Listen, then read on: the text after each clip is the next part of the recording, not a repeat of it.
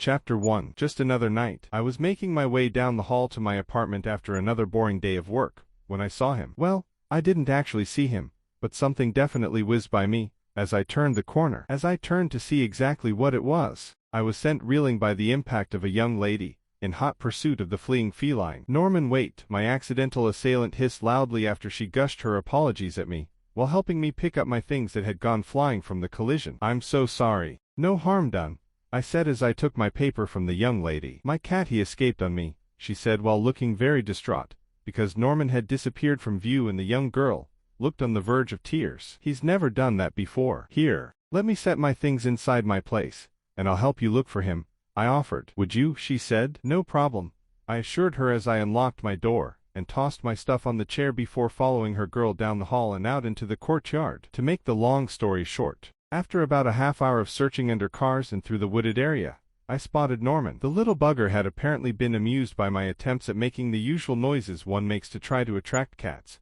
and had stopped to check me out. After a crawl under a bush and a slash by Norman's claws, I grabbed the little guy by the neck and hauled him out, unhappy but safe and sound. The mother owner was beside herself with relief and joy as she grabbed Norman from me, holding him tight to her tear-stained cheek while thanking me over and over again. "Oh, he got you, didn't he?" she said as she looked at the back of my hand and the blood that dripped from the scratch. "It's nothing," I assured her. "I'm fine. I'm just happy we found him. Come up and let me clean you up," she said. "Unless you're in a hurry or something." Well, it had been a long time since I had been in a hurry for anything, I thought to myself. What awaited me was a frozen pizza and a few episodes of Seinfeld, so I took the young lady up on her invitation. We had seen each other in passing prior to this meeting, but in apartment complexes like this one, people come and go so fast you can't keep track of them, and you tend to keep to yourself. Norman's mom turned out to be Janice, and as she cleaned my wound and tended to it, Janice's touch sent shivers down my spine. At 36 years old I had been a widower for 6 years,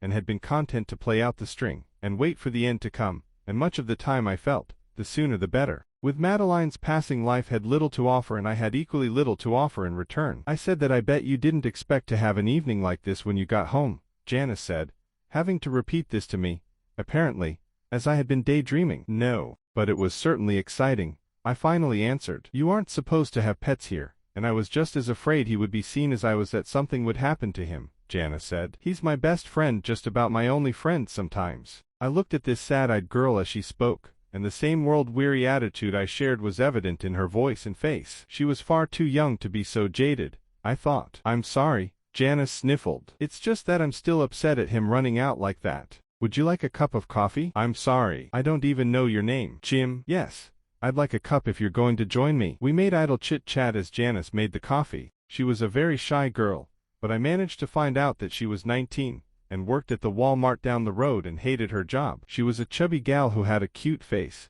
that reminded me of the girl on the old Campbell soup ads. I stayed for a couple cups of coffee that I didn't really want, but I was enjoying Janice's company so much that I hated to leave. When I did, Janice stopped me at the door and gave me a peck on the cheek. "Thanks for capturing Norman," Janice said with a blush. "You're my hero." I made it back to my apartment with my heart racing. The thought that a kiss on the cheek could do that to me was ridiculous, and especially coming from a young girl. Chapter 2. Getting closer. That was how it started, and somehow I managed to run into Janice frequently after that, often bumping into each other in the hall, although far less abruptly than the first encounter. I found myself going to that dreaded store she worked at, and, accidentally, found myself at her register with my purchases. None of this was an accident, of course. I timed these meetings as best I could, often waiting by my door until I heard her door close in the mornings. I was ashamed of myself at times, almost stalking this young girl, and even more embarrassed at the thoughts I had regarding her. I would watch her from afar and admire her Rubnisk figure. I complimented Janice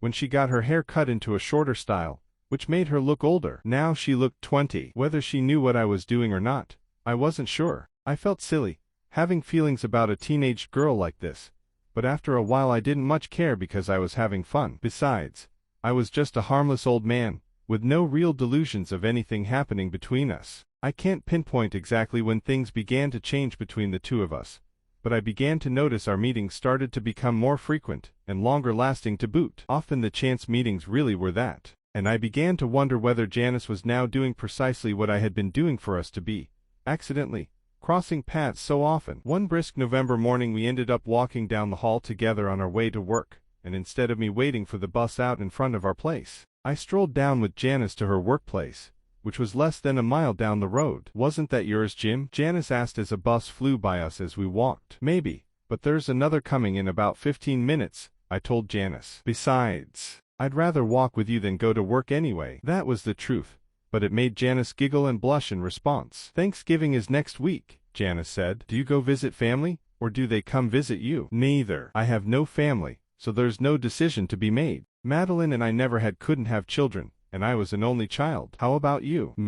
Janice said. "I have no family either." "Well, I do but not really." We walked in silence as I tried to digest that confusing answer. "The reason I asked was Janice said as she seemed to search for the right words. "If you didn't have any plans or anything, and if you wanted to, I could make us dinner on Thanksgiving. If you wanted to, that is." "I would love that," I said in probably way too excited a voice. Janice seemed not to notice, as she seemed relieved at my answer. "You have to let me provide the food though. We could split it, and if you wanted to we could go shop for the stuff together a couple of nights before," Janice said in almost as excited a tone as I had previously. "If you wanted to, that is." Since I drove and Janice didn't, that made a world of sense, so we made a date. Grocery shopping on the Monday night before Thanksgiving. Putting this down on paper makes my enthusiasm over such a mundane event seem rather foolish to most. But then again, you would have had to have lived my life over the prior 6 years to fully appreciate the way I felt. Chapter 3. Shopping for Thanksgiving dinner. When I knocked on Janice's door that Monday evening, she opened it almost as soon as my knuckles hit the wood.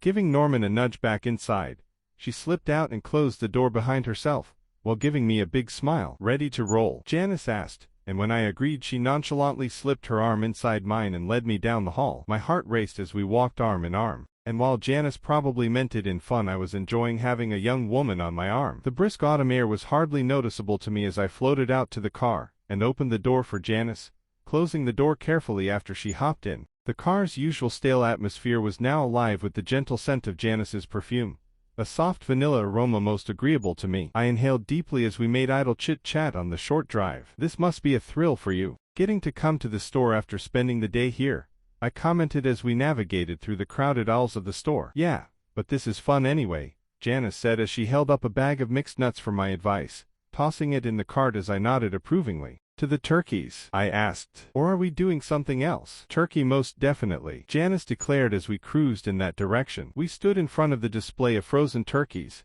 and then I slid down to the cooler where the fresh turkeys were. "Fresh is always better," I suggested, and picked up an absurdly large bird that weighed 24 pounds. "How about this one?" I asked as Janice's face recoiled in horror. "Oh my God," Janice exclaimed. "We'd be eating that for a month." "At least I'd be able to invite myself over for leftovers that way," I replied. "You won't have to invite yourself, Jim," Janice said as she hefted a far more sensible 14-pounder. "You have an open invitation to drop by any time." "That one looks like he wants to come home with us," I said. "Looks like a Todd to me." "Todd. Have to give your turkey a name if you're going to invite him to dinner," I said as my eyes started to water and thinking of days long ago, when Madeline and I would do silly things like naming our turkeys. "We used to." I managed to get out before my voice started breaking. "Todd it is," Janice exclaimed as Todd the turkey went into the cart, and we went off to the produce section. I was grateful that Janice had come to my rescue back there, because I was on the verge of losing it right in the middle of the meat department. We grabbed potatoes and frozen rolls and went to the checkout,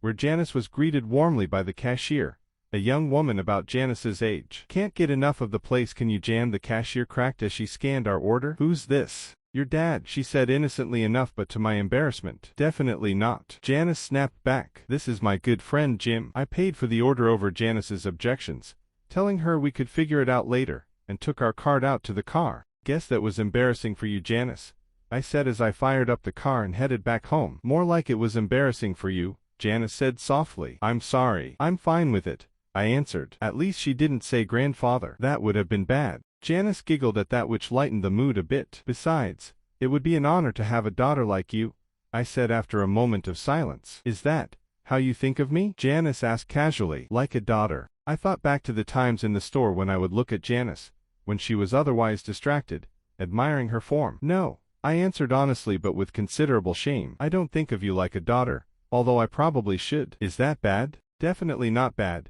Janice said as the car pulled into the parking area of our apartment building. Because I don't think of you as my father. I think too highly of you for that. Chapter 4. Thanksgiving Holiday Cheer. I dressed in my holiday best for the occasion, which was a shirt and tie. Janice looked lovely as she greeted me at the door. She was wearing a rust-colored sweater with an autumn design to it, and she looked beautiful, which made me glad I had put a little effort into my appearance. I helped Janice as she buzzed around the kitchen, and I was impressed at how talented she was. She really knew her way around a stove, and I loved the little things she did as she cooked. It reminded me of the way my wife did things, and living out of cans and frozen dinners had made me forget about such things. The dinner was an absolute delight from start to finish, and Todd the turkey was as moist as flavorful as could be. As we did the dreaded cleanup afterward, I was struck at how beautiful Janice was. Not that I hadn't noticed this before, mind you, but spending all this time with her gave me a chance to really appreciate her. She was about 5 inches shorter than my just about 6-foot height,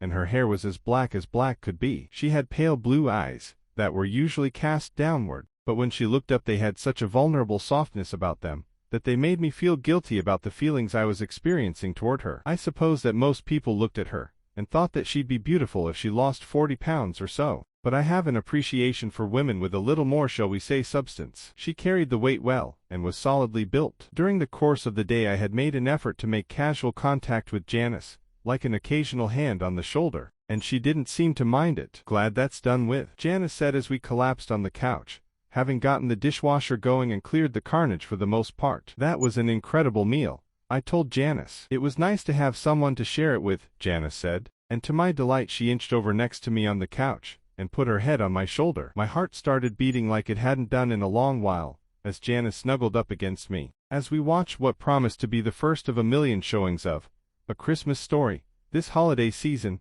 I glanced down and saw what I had feared. Even in the dim light of the television it would be clearly visible to Janice if she happened to look that way, so I tried to divert her attention with conversation. I haven't had a day this nice in over 6 years, I said during a commercial. Tell me about your wife, Janice said. If you don't mind talking about her, that is. Mind? No, I wouldn't mind at all, I said while taking the time to shift a little to try to make the bulge less obvious. Madeline and I were married for 23 years, and we were very happy. We had a house out in the suburbs, and lived the typical middle-class life. No kids? Janice asked. No, we weren't able to have children, but we wanted them badly. Anyway, everything was wonderful until Madeline got sick. Cancer. Oh, Janice said softly. They tried everything to save her, but the cancer was relentless, I said while the tears I had feared would come began to well up in my eyes. I wanted to be with her every minute, so when the inevitable neared I took her home. If she was going to die, and she knew it by then, she wanted her to die at home. At our home. It took a long time, too long and too painful,